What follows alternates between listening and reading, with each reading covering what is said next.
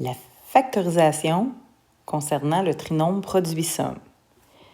Tout d'abord, on l'utilise lorsque j'ai un trinôme. On a déjà vu la factorisation du trinôme carré parfait. Donc, ce sera toujours la première chose qu'on va se demander lorsqu'on a affaire à un trinôme, c'est de savoir, est-ce que c'est un trinôme carré parfait? Est-ce qu'il a les caractéristiques du trinôme carré parfait? Si oui, je factorise, ça va un petit peu plus vite. Sinon, ce sera probablement un trinôme produit-somme. Donc, on va aller faire quelques exemples pour voir comment ça fonctionne. Tout d'abord, j'ai un trinôme pour commencer. Alors là, je vérifie, est-ce que c'est un trinôme carré parfait? La réponse est non. Est-ce que je peux faire une mise en évidence simple tout d'abord? Non plus. Ça sera un trinôme produit-somme. Je cherche deux nombres dont le produit donne moins 30. Donc, je fais 10 fois moins 3. C'est ce qui me permet de trouver que le produit doit donner moins 30. Et la somme doit donner 1. J'écris tous mes facteurs de 30. 1, 30. 2 fois 15. 3 fois 10. 5 fois 6. Et là, je me demande, le produit est négatif. Alors, une des deux colonnes doit être négative pour que le produit donne 30. La somme doit être positive. C'est ce qui me permet de dire que c'est les petits nombres qui vont être négatifs. Je trouve mes deux nombres. Donc, j'ai trouvé que moins 5 et 6 sont les deux nombres que je cherchais parce que moins 5 fois 6 donne moins 30 et moins 5 plus 6 donne 1. Il n'y a pas plein de possibilités, il y a toujours juste une possibilité. Là, je viens dans mon trinôme remplacer le terme central, donc le 1x, par moins 5x plus 6x. Donc, les deux nombres que j'ai trouvés, je viens remplacer le terme du centre ici par ces deux nombres-là. Je vous conseille de les placer toujours en ordre du plus petit au plus grand. Puis si vous avez deux nombres, un négatif, un positif, de mettre le négatif en premier. Comme ça, vous n'aurez pas de problème avec les signes plus tard. Là, je me suis assurée que j'avais 4 termes. J'ai changé mon trinôme en polynôme à 4 termes pour pouvoir faire la mise en évidence double. Alors, j'y vais, je fais la mise en évidence double. Je peux sortir 5x. Il reste 2x moins 1. Avec les deux suivants, je peux sortir 3. Il reste 2x moins 1. Mes deux parenthèses sont les mêmes, ce qui m'indique que j'ai fait du bon travail jusqu'à maintenant, que tout est correct. Réponse finale, 2x moins 1 fois 5x plus 3. Donc, les deux coefficients des deux binômes qui sont identiques, ça me donne le deuxième facteur. Exemple numéro 2. Je dois trouver deux nombres dont le produit est moins 14 et dont la somme donne moins 5. 2x2, le produit donne moins 14. Donc, excusez, je viens faire mes facteurs. J'ai 1 fois 14, 2 fois 7.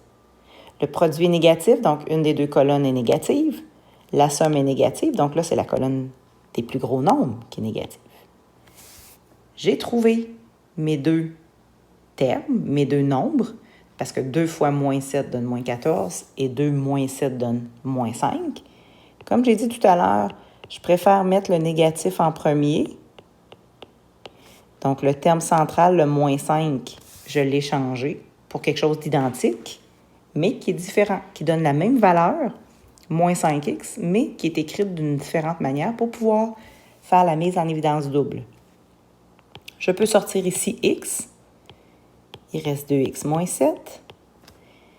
Les deux derniers, je ne peux pas faire de mise en évidence simple, donc on a dit qu'on sortait 1. Il reste 2x moins 7. Je vérifie. Mes deux parenthèses sont identiques, donc nécessairement, j'ai bien factorisé. Réponse finale, 2x moins 7 fois x plus 1. Pour ce qui est de l'exemple numéro 3, je regarde toujours au départ si je peux faire une mise en évidence simple. Je ne peux pas. J'ai un trinôme. Ce n'est pas un trinôme carré parfait. Alors, je cherche deux nombres dont le produit donne 120 et que la somme donne moins 43. Oups. Moins 40. Excusez. moins 43. J'ai 1, 120, 2, 60, 3, 40, 4, 30, etc. Mon produit est positif, ce qui veut dire que soit mes deux colonnes sont négatives, soit mes deux colonnes sont positives. La somme étant négative, ça me dit que les deux colonnes doivent être négatives. J'ai donc trouvé les deux nombres que je cherchais, moins 3 et moins 40. Je viens donc dans mon trinôme remplacer le terme du centre par moins 40x moins 3x. Comme j'ai dit, je les place toujours en ordre, du plus petit au plus grand. Maintenant, mise en évidence double, je peux sortir 10x, il va rester x moins 4. Deuxième parenthèse, si vous voyez, les signes sont inversés. J'ai moins plus, alors je vais sortir moins 3, qui va me permettre d'avoir x moins 4. Mes deux parenthèses étant les mêmes, ça m'assure que j'ai bien factorisé. Réponse finale, x moins 4 fois 10x moins 3.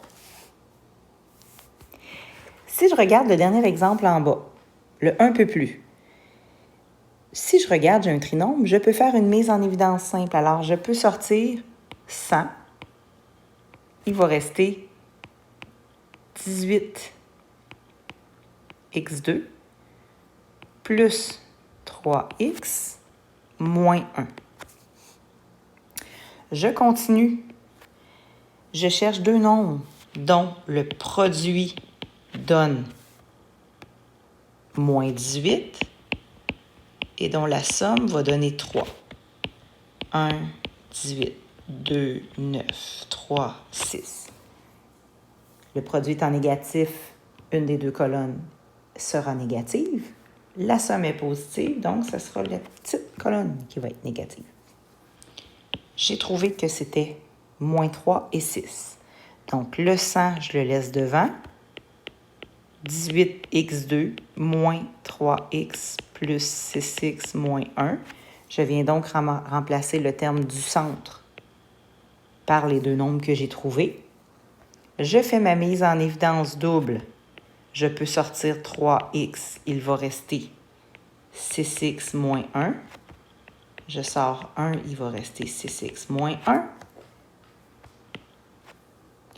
Je m'assure que mes deux parenthèses sont les mêmes, ce qui est le cas. Alors, la réponse finale, 6x moins 1 fois 3x plus 1. Je n'oublie pas de laisser mon 100 en avant. J'ai fait ma mise en évidence simple, j'ai sorti 100, il suit tout le long. À la fin, je dois vraiment m'assurer que mon 100 est là.